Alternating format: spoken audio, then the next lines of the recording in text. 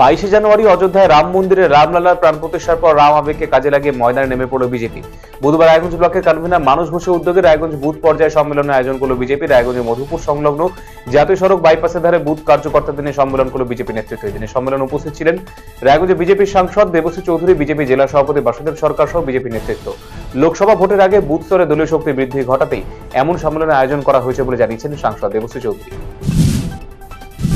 Karandighi high school মাঠে বিধায়ক cup volleyball টুর্নামেন্টের সমাপ্তি হলো মঙ্গলবার। এই ভলিবল টুর্নামেন্টে অংশ নিয়েছিল 16টি দল। ফাইনাল খেলায় পরস্পরের মুখোমুখি হয় দৌমোহনা গ্রাম পঞ্চায়েত এবং করণদিঘি পঞ্চায়েত সমিতি। ফাইনাল খেলায় করণদিঘি পঞ্চায়েত সমিতিকে হারিয়ে জয়ী হয় দৌমোহনা গ্রাম পঞ্চায়েত। খেলা শেষে চ্যাম্পিয়ন দলকে পুরস্কার হিসেবে নগদ 50,000 টাকা এবং রানার্স আপ দলকে 30,000 টাকা পুরস্কার দেওয়া হয়েছে। উপস্থিত ছিলেন রাজ্যের মন্ত্রী গোলাম রব্বানী, ইসলামপুর পৌরসভা চেয়ারম্যান কানাইলাল আগরওয়াল, বিধায়ক গৌতম পাল সহ অন্যান্যরা। মালদার মানিকচক বিধানসভা বিজেপি কার্যকর্তাদের নিয়ে অনুষ্ঠিত হলো সম্মেলন। বুধবার মানিকচকের মথুরাপুর এলাকায় এই দিনের সম্মেলন অনুষ্ঠিত হয়। লোকসভা নির্বাচনের আগে সম্মেলন বেশ তাৎপর্যপূর্ণ। এই দিনের সম্মেলনের প্রধান বক্তা হিসেবে উপস্থিত ছিলেন কেন্দ্রীয় পঞ্চায়েত ও গ্রামোন্নয়ন প্রতিমন্ত্রী কপিল মোরেশ্বর পাটিল। এছাড়াও এই দিনের সম্মেলনে দক্ষিণ মালদা সাংগঠনিক জেলা সভাপতি পার্থসারথী ঘোষ, বিজেপি নেত্রী তথা ইংলিশবাজার বিধানসভা বিধায়ক শ্রীরূপা মিত্র চৌধুরী, দক্ষিণ মালদা বিজেপি সাধারণ সম্পাদক গৌরচন্দ্র মণ্ডল, অম্লান ভাদুরী সহ বিজেপি কর্তারা উপস্থিত ছিলেন।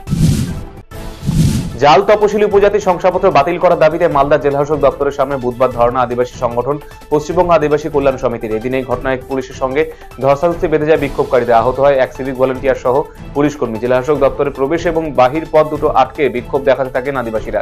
জেলাশাসক দেখা করা না পর্যন্ত বিক্ষোভ চলবে বলে জানিয়েছেন সংগঠন সদস্যরা।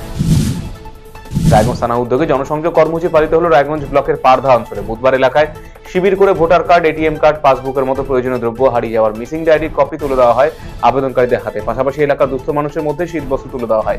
আইসি সৌরভ সেন সহ অন্যান্যরা উপস্থিত ছিলেন দিনের কর্মসূচিতে। সামনে লোকসভা নির্বাচন, ফলে তীব্র শীতেও শাসক বিরোধী তরজায় তেতে উঠছে রাজ্য রাজনীতি। হচ্ছে সবার পাল্টা সভা। এবার তৃণমূলের সবার পর দক্ষিণ দিনাজপুর তপন ব্লকে পাল্টা সভা করল বিজেপি। মঙ্গলবার 23শে জানুয়ারি নেতাজি সুভাষচন্দ্র বসুর জন্মদিন উপলক্ষে তপন চৌরঙ্গি এলাকায় তৃণমূল কংগ্রেসের পক্ষ থেকে বস্ত্রবিলি কর্মসূচির আয়োজন করা হয়। সেই কর্মসূচি থেকে বিজেপি নেতা কর্মীদের কটাক্ষ করেছিল তৃণমূল কংগ্রেস। জাল আদিবাসী শংসাপত্র বাতিল সহ বিভিন্ন দাবিতে আন্দোলন নামল পশ্চিমবঙ্গ আদিবাসী কল্যাণ সমিতি। বুধবার বালুঘাট শহরে একটি বিক্ষোভ মিছিল এসে জমায়েত হয় জেলা প্রশাসনিক ভবনের সামনে। সেখানে অবস্থান বিক্ষোভের পর সংগঠনের পক্ষ থেকে স্মারকলিপি দেওয়া হয়। তৃণমূল নেতার অস্বাভাবিক মৃত্যু ঘিরে উত্তেজনা দিনহাটার গোসানিমাটিতে। তৃণমূলের অভিযোগ বিজেপি খুন করেছে। এই ঘটনার পরিপ্রেক্ষিতে তৃণমূল কংগ্রেসের পক্ষ থেকে দিনহাটা গোসানিমাটিতে এলাকায় পথ অবরোধ করে বিক্ষোভ দেখানো হয়। মৃত তৃণমূল কর্মীর নাম বাবলু বৈশ্য। ঘটনায় দুজনকে আটক করেছে পুলিশ। পরিবারের দাবি, মঙ্গলবার এক বন্ধুর বাড়িতে ছিল মৃত যুবক। সেই সময় পরিবারের লোকজন খবর পায় বাবলু অসুস্থ হয়ে পড়েছে। এরপর গোসানিমাটি প্রাথমিক স্বাস্থ্যকেন্দ্রে নিয়ে গেলে চিকিৎসক তাকে মৃত বলে ঘোষণা করে। তার শরীরে আঘাতের চিহ্ন পাওয়া গিয়েছে। ট্রাক্টর চালক ও মালিকদের উপর জুলুমবাজি বন্ধ করার দাবি জানিয়ে প্রতিবাদ মিছিল এবং স্মারকলিপি প্রদান করা হলো মাথাভাঙ্গায়। বুধবার কোচবিহার জেলা ট্রাক্টর চালক তৃণমূল শ্রমিক ইউনিয়নের পক্ষ থেকে এই কর্মসূচি মাথাভাঙ্গায় অনুষ্ঠিত হয়। প্রথমে মাথাভাঙ্গা মেলার মাঠে জমায়েত হয়ে একটি মিছিল সংগঠিত করে মাথাভাঙ্গা শহর। তারপর তারা চলে যান মহকুমা শাসকের দপ্তরের সামনে। সেখানে তারা তারপর বিক্ষোভ দেখিয়ে তাদের দাবি সম্বলিত স্মারকলিপি প্রদান করেন মহকুমা শাসকের হাতে।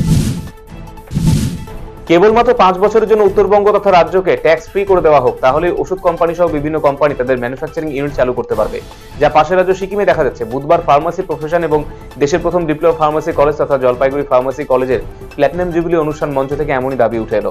এ বিষয়ে নিয়ে কলেজের পক্ষ থেকে রাজ্যের মুখ্যমন্ত্রীর কাছে চিঠি পাঠানো হবে বলে জানিয়েছেন অধ্যক্ষ ডক্টর উত্তম শর্মা। জ্বালানি কাঠ সংগ্রহ করতে গিয়ে হাতির আক্রমণে প্রাণ গেল এক মহিলা। ঘটনাটি ঘটেছে বুধবার দুপুরে মাটিয়ালি ব্লকের বড়দিঘি বিটের জঙ্গলে। মৃত মহিলার নাম সুমিত্রা মাহালি। তিনি বড়দিঘি চা বাগানে মংলা লাইনে বাসিন্দা। জানা গিয়েছে দিন দুপুরে বাড়ি থেকে বেরিয়ে তিনি পাশের জঙ্গলে শুকনো কাঠ সংগ্রহ করতে গিয়েছিলেন। সেই সময় ঘটনাটি ঘটে। তবে সময় পেরিয়ে যাওয়া পরিবারের সন্দেহ হওয়ায় খোঁজ খবর করতে গিয়ে বিষয়টি নজরে আসে প্রত্যেকের। খবর দেওয়া হয় মাটিয়ালি থানা পুলিশে।